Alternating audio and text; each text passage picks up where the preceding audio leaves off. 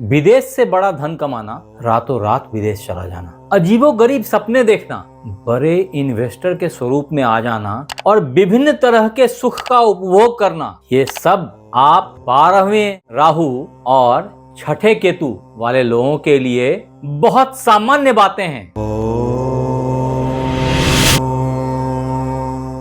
नमस्कार मित्रों, मैं आचार्य देवेश कुमार ठाकुर आपको आपके अपने चैनल एस्ट्रोलॉजी स्टार्स में फिर से एक बार स्वागत करता हूं। मित्र, आज मैं बात करने वाला हूं रातों रात चमकती किस्मत और विदेश से करोड़ों कमाने के सबसे बड़े धन योग के बारे में, जो कि वास्तव में राहु केतु 12-6 एक्सिस को उजागर करता है। तो मित्र, सबसे पहले उन मित्र बंधुओं के लिए जो ये मेरा एपिसोड फर्स्ट टाइम देख रहे हैं राहु केतु वाला, वो ये समझ लें कि राहु केतु का नैसर्गिक गुण क्या है, क्योंकि जब तक वो इसको समझेंगे नहीं तब तक आप मेरे पूरे एपिसोड को नहीं समझ पाएंगे। इसलिए पहले ये समझ लीजिए कि देखिए, राहु और केतु जो है ना, वो वास्तव में एक मायावी छायाग्रह है, लेकिन हम इसे राक्षस मानते हैं, जो स्वर भानु नाम का है और जिसका गला भगवान विष्णु ने अपने सुदर्शन चक्र से काट दिया था, तब जब ये छद्म रूप धारण करके देवताओं के पंक्ति में घुस के अमृत पान कर लिया। फॉर्चुनेटली ये अमृत पी चुका था, इसलिए गला कटने के बाद भी ये दोनों ही टुकड़े जिंदे रहे, तो एक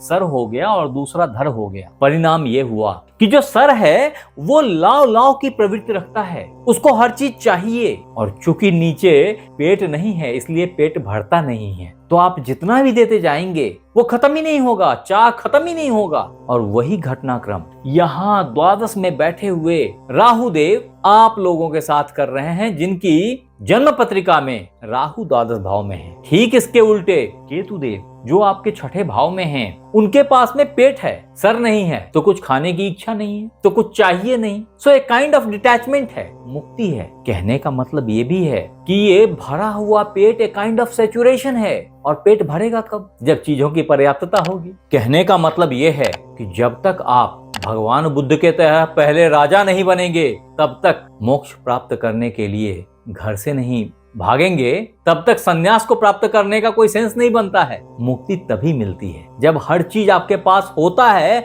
उसको छोड़ना पड़ता है ही नहीं, उसको छोड़ना क्या है? तो कहने का मतलब ये है कि यहाँ बैठे छठे भाव के केतु आपको डिटैचमेंट देते हैं। किन चीजों से?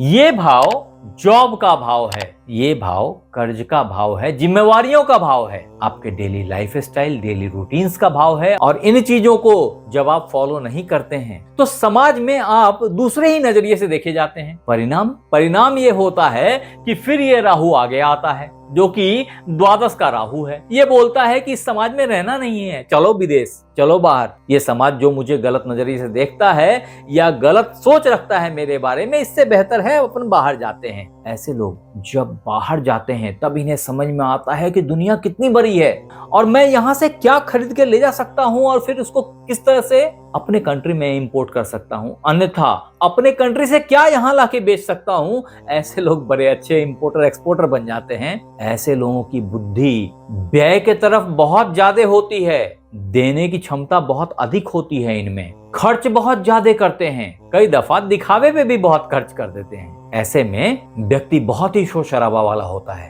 एट द सेम टाइम द्वादश का राहु आपके लिए गलत तरीकों से धन की प्राप्ति को भी एक ऑप्शन के रूप में क्रिएट कर देता है। ये वो भाव है जो कि आपके लाभ का द्वितीय भाव है, इस बात को मत भूलिएगा। सो लाभ भाव की प्रॉपर्टीज यहाँ होती हैं। अल्टीमेटली जो यहाँ आपने लगाया वो लाभ को प्राप्त करेगा, ये इन्वेस्टमेंट की भाव हो जाती है, ये आपकी द्वादश भाव है। ऐसे में अगर ये व्यक्ति विदेश चला गया ना, तो राजा सरीखे जीवन यापन करता है। आपके पास में छुपे हुए आमदनी, छुपे हुए या गुप्त धन की प्राप्ति के योग भी रहते हैं। ये वो भाव है जो सैया सुख का भाव है। ऐसे में व्यक्ति को शारीरिक सुख और बहुत ज्यादा फिजिकल रिलेशंस बनाते हुए भी पाया गया है। लेकिन अगर ये भाव खराब हो गया तो ऐसी स्थिति में दोस्त रातों की नींद उड़ जाती है, टेंशन से व्यक्ति पागल और परेशान होता चला जाता है।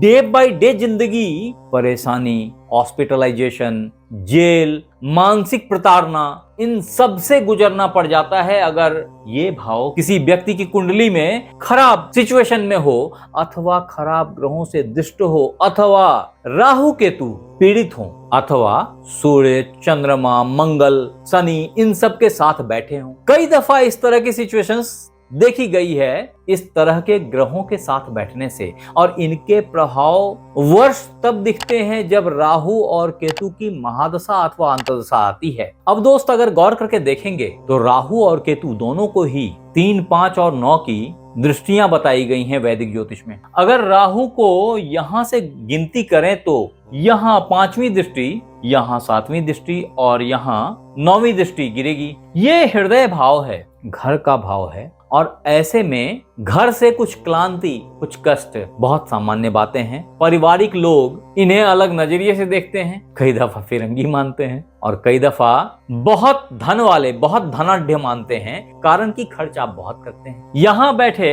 केतु पे जब दृष्टि पड़ती है और अगर राहु खराब होते हैं तो ऐसी स्थिति में कर्ज के तरफ प्रवृत्त हो जाते हैं। और यहाँ अष्टम भाव पे दृष्टि डालने से जहाँ एक तरफ समुद्र पारी विदेश यात्राओं को और पुश करते हैं, at the same time sex की तीव्र इच्छा और यौन रोगों से सफर करना, ये सब भी बहुत सामान्य बातें होती हैं इनके लिए। अब अगर इसको उलट के देखेंगे तो यहाँ बैठे केतु देव अपनी पूर्ण पंचम दृष्टि से यहाँ देखते हैं, आपके कर्म को देखते हैं, और इन दोनों ही चीजों में जहाँ एक तरफ ये जॉब के प्रति निर्लिप्त होते हैं, वहीं कर्म के प्रति भी मुक्ति को दर्शाते हैं, और वहीं अपने पूर्ण नवम दृष्टि से धन भाव को देखते हैं, और ऐसे में इतने धन की प्राप्ति होती है कि वो बात की मिठाई खाते खाते लास्ट में मिठाई खाने का मन नहीं करता। इस तरह की सिचुएशंस में लाके खड़ा कर देते हैं व्यक्ति को। फिर भी मैं आपसे ये कहूंगा जरूर कि अगर आपने राहु केतु के एनर्जी को चैनलाइज करना है तो जरूर से ख्याली फिलोसफिकल दुनिया से बाहर आइए, प्रैक्टिकल लाइफ में इन्वॉल्व होइए, क्योंकि ये कई दफा भ्रम क्रिएट कर देते हैं वास्तविकता से हट करके। वहीं